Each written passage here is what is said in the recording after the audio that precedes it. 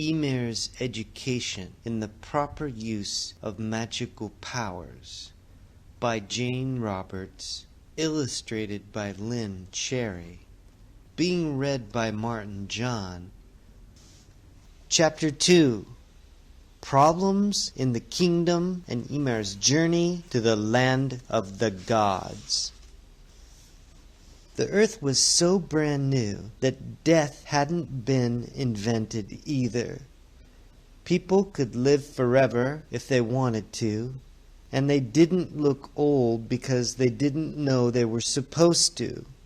So far, there was plenty of food for everyone, and the flowers and trees and plants of all kinds just kept right on growing, so that the ground was very crowded and busy. All the animals and people were growing too, and everyone was having a delightful time. But King Chamil couldn't help being worried. He was a very wise man, and he knew that the present situation couldn't last forever. The day that Emir came home, the king called the people together in the palace gardens, where every conceivable kind of flower and vegetable all grew together. "Our world is getting terribly overpopulated," the king said. "I think it's time for someone to invent the seasons." The trees groaned. So did just about every other living thing. "If we invent the seasons," the king said, "then each plant and creature will have its own time to grow just as big as it wants. The way things are now, we're getting terribly crowded. Soon the creatures will get in the way of all the plants, and the tulips will get in the way of all the roses." The people nodded wisely. "That's an excellent idea," they said, almost in one voice. "Pretty soon the trees and shrubs and flowers and vegetables will be so thick that people won't have any room to walk at all." The trees muttered disagreeably when they heard this. Even the roses wiggled their thorns threateningly. But the king said, "I'm glad you agree with me, dear people, because we'll have to have seasons too.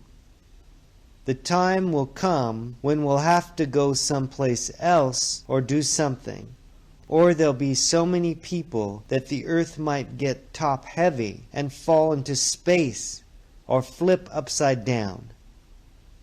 When they heard this, the people booed louder than anything else altogether. "Where would we go?" they asked. "Wherever we came from," the king answered. "But no one knows where that is," someone yelled. "Never mind," the king said, with more confidence than he felt. "We don't know where the ocean is yet either, but we'll find it. And we'll find out where we came from too." "Well, we must have come from another land," said a little boy about Emir's age. "That sounds right to me," Emir answered. A man shouted, "Then how did we get from there to here? No one remembers." "We certainly didn't walk." "I'm the child of my parents," Emir said. "Ah, but where did they come from?" "They don't know. They just found themselves alive here." A cypress tree said sagely, "I don't know about people, but trees certainly didn't walk here because we have roots, not legs. We had to come from some land underneath the earth." Everyone stopped talking for a minute because no one had really thought of a land inside the earth before. The flowers and vegetables all nodded. "That makes sense," they said. "We have roots too, so we couldn't have walked here." But the insects and birds booed so loudly that Emir put his hands up to cover his ears. "We had to come from the sky," they said. We must have flown here and then forgotten. You can't see the problem, Emir, the king said. I have to stay here and rule the kingdom, and your mother, the queen, is still taking the census. She sent word that more and more relatives are being born every day, and more plants and trees and creatures. Emir frowned and wiggled his one earring as he did when he was worried. "What do you want me to do?" he asked. His father sighed. "I hate to send you out on another journey," he answered. "This whole affair is very important, though. I want you to find the land of the gods. First, thank them for our kingdom and such abundance. Then ask them what we should do so that we don't run out of room. I mean, a good thing is a good thing, but this is becoming too much. If we don't do something, living things will be stacked to the sky."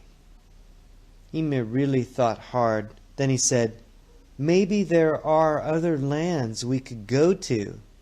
If I ever find the ocean, maybe I'll find new lands that we don't know of." "You might," the king said, "but what if you do and the same thing is happening there too? You'd better go straight to the land of the gods and get the problem settled for good." "Well, all right," Emir said. "Only what is the address of the gods? Or how do I get to their land?" "That's just it," the king said. "No one knows. So the trip will take a bit of doing." At this Emir said, "I think you should go, father, and I'll rule the kingdom while you're gone." This time everything and everyone booed, till Emir booed back. "Be sensible," the king said. "You can't rule the kingdom. You're too little. But you can sail a boat, and you did invent the umbrella, so you can take it with you." The king started to say more, but he had to stop because the people began arguing again about whether or not the seasons should be invented. Soon everyone was shouting. Emir said, "You have to settle all that while I'm gone, or maybe you shouldn't do anything at all till I get back." Between the people yelling and the flowers making their own unhappy, irritable sounds, suddenly Emir was quite happy to be off again, because he hated the arguments. Emir sighed. He didn't have the slightest idea where he was going or how to get there, but he knew that the starting was the only way to begin.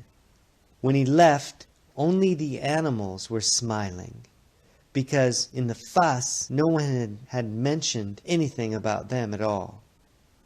This time Emir took 2 coconut shells filled with honey and more biscuits, and he opened his umbrella to protect himself from the hot sun on good days and from the rain on stormy ones. And he prided himself on not demanding good weather. The first creature Emir saw in the swamp was a crocodile. "Do you know where the gods are?" Emir asked. The crocodile was lolling on the bank. He smiled pleasantly enough and said, "Oh, they're around here someplace." "They are?" Emir shouted excitedly. "You've seen them?" "Well, not exactly, but everyone knows they're around here someplace," the crocodile answered. Emir frowned. "You don't know any more about the gods than I do," he said, disappointed, and he sailed on.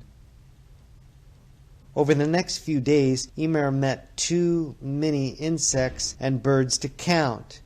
20 crocodiles, 12 alligators, 3 hippopotamuses, and 100 fish who popped their heads out of the water to see his boat. Each time he met a creature who was unknown to him, Emir asked its name and wrote it down in his mental notebook, which was getting very full. Finally, he laid the notebook away in his mind and chose another new one. This mental notebook was yellow, and he wrote with red Imagine ink. Emir asked each creature and plant the same question: "Do you know where the gods are?" And each time he got the same answer: "Oh, they're around here someplace." But no one seemed to know exactly where. And Emir grew more and more disappointed. Everyone acted as if they knew all about the gods, he thought. But when he pinned them down, they didn't know anything at all. Worse, once it rained for 5 days steady. Emir crouched under his umbrella and shivered when the wind blew. He closed his eyes when the lightning flashed, and he covered his ears when it thundered. Then he had to scoop the water out of his coconut shells where it had settled on top of the honey. Emir was getting tired of the swamp, too, no matter how beautiful it was. He was tired of dodging the overhanging cypress trees and of steering his little boat, the Feather, between the reeds. He was tired of mistaking alligators for logs, and still he hadn't found the ocean. Finally, one day, Emir noticed that there seemed to be more water than usual under the boat, and a different smell in the air, very soft. The air itself became hazy. The birds he met had longer legs and bigger wings. And suddenly he saw why. The swamp became narrow, and just when he feared that it would just end nowhere, it opened up, and before him was the ocean. At last he guessed that's what it might be, and the birds, he decided, had longer legs to walk in deeper water and bigger wings to fly further. Emir cried out in astonishment. He saw huge, moving, sudsy walls of water rolling and lifting, and worse, they were coming right at him. He'd never seen waves before, and he thought that they were swift water animals with terrible voices because they thundered as loudly as the sky did when it stormed. They seemed to have thousands of white teeth, all gnashing at once. Emir wished desperately that he were back at home, and he didn't think he could ever look up at a cup of water again without remembering this wild ocean. The first big wave got closer and closer. Emir held his breath, and just when his own teeth chattered with fright, the gigantic wave just lifted his boat up, and up, and up. And another wave came, and another. Emir and the Feather went up and down like a roller coaster, which hadn't been invented yet, of course. It was great fun.